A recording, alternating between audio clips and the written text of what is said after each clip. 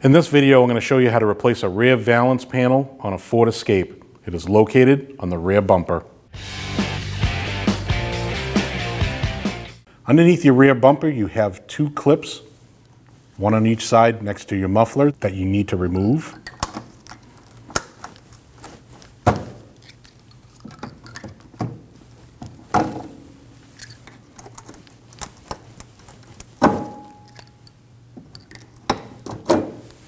On the back side of your valance panel, you're going to have another clip here.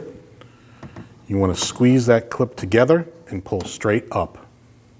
Do the same for the other side.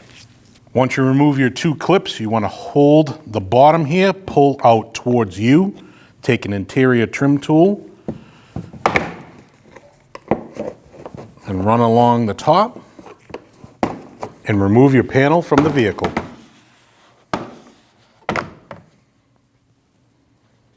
Your panel has two tabs here and here. You want to insert them there and there on both sides. Then push it in along the top.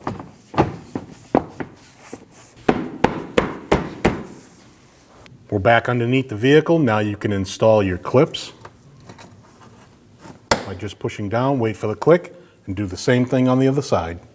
Just to the side of the exhaust, you're going to reinstall your clips.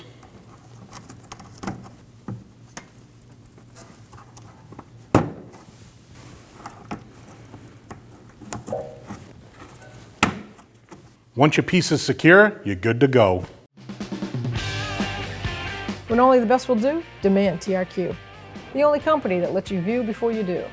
TRQ is committed to offering the highest quality aftermarket auto parts that are engineered for peace of mind. Thanks for using and viewing with TRQ.